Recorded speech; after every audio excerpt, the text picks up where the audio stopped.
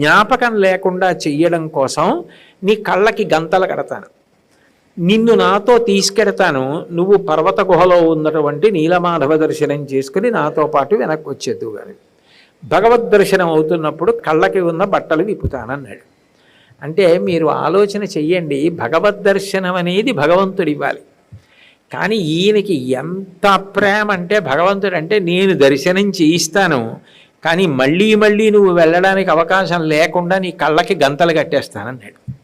అల్లుడైనా సరే, మంత్రిని తెలియదు, కళ్ళకి గుడ్డలు కట్టాడు, తీసుకెడుతున్నాడు. ఆ మంత్రి కోరిక ఏమిటి? తన ప్రభువుకి దర్శనం చేయించాలి, అందుకు వచ్చాడు, అందుకు ఇన్ని కష్టాలు పడుతున్నాడు. ఇప్పుడు దారి గుర్తుండకపోతే ప్రభువుకి ఎలా చేయిస్తాడు దర్శనం? తను కూతుర్ని పెళ్లి చేసుకుంటేనే మామగారు విశ్వావసు నీలమాధవ దర్శనం చేయించడానికి ఇంత పరీక్ష పెట్టాడు కదా, రాజుగారికి దర్శనం చేయిస్తాడా? చేయించాడు. తను చేయించాలి. తను చేయించాలంటే తనకి దారి గుర్తుండాలి. నాకు దారి గుర్తుండాలి, నాకు కంటికి కట్టకండి బట్టలు అడ్డంగా అంటే అనుమానపడతాడు, అసలు తీసుకెళ్ళడు. అందుకని అలాగే మామయ్య గారు కళ్ళకు గంతలు కట్టండి అన్నాడు.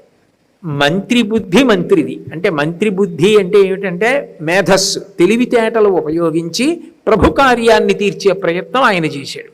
మంత్రి అంటేనే మంత్రాంగం, తెలివితేటలతో కూడుకున్న వ్యవహారం. కాబట్టి ఆయన ఏం చేశాడంటే మళ్ళీ దారి నేను ఎలా గుర్తుపెట్టుకోగలనని ఒక సంచి తీసుకుని దానికి చాలా సన్నటి కన్నం పెట్టి దాని నిండా ఆవాలు పోశాడు. పోసి నడువు కట్టుకున్నాడు. ఆవాలు కింద పడుతుంటే పెద్ద ఎవరికి తెలియదు, చాలా చిన్న ఉంటాయి. అందుకని నేను పర్వత గుహకి తీసుకెళ్లే వరకు సన్న కన్నంలోంచి ఆవాలు పడుతూనే ఉంటాయి. మా మామగారు నాకు ఆ దారి చూపించకపోవచ్చు, కానీ తర్వాత నేను ఆవాలు ఎటుపడ్డాయో ఆ దారి పట్టుకుని వెళ్ళి నీలమాధవ దర్శనం చేసుకోగలను అని ధైర్యం వహించి ఆవాలు మూట నడుముకి కట్టుకుని బయలుదేరి వెళ్ళాడు. పర్వత గుహని చేరుకున్నాడు, నీలమాధవ దర్శనం చేసుకున్నాడు. అక్కడ ఒక ఆశ్చర్యకరమైనటువంటి విశేషం చూశాడు. అది ఒక విగ్రహం కాదు, ఉన్నవాడు సాక్షాత్ భగవానుడే. సాక్షాత్ కృష్ణ భగవానుడే అక్కడ కూర్చుని ఉన్నాడనడానికి గుర్తు ఏమిటంటే ఆయన దగ్గరకి ఎవరొచ్చారో వాళ్ళు ఆ రూపాన్నే పొందారు.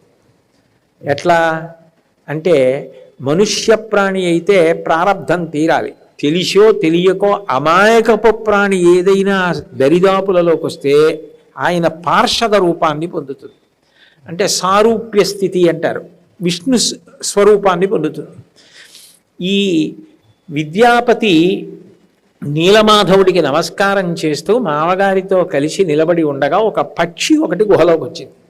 వచ్చి అక్కడ ఉన్న కోనేటిలో దాహంతో నీళ్లు తాగి అందులో రెక్కలు తడిపి టపటప కొట్టుకుంది. దానికి అక్కడ నీలమాధవుడు ఉన్నాడు, భగవానుడు అని తెలుసుకునే అవకాశం లేదు, అంత బుద్ధి జ్ఞానం ఉండదు కదా. కానీ అది భగవత్ సన్నిధానానికి వచ్చింది.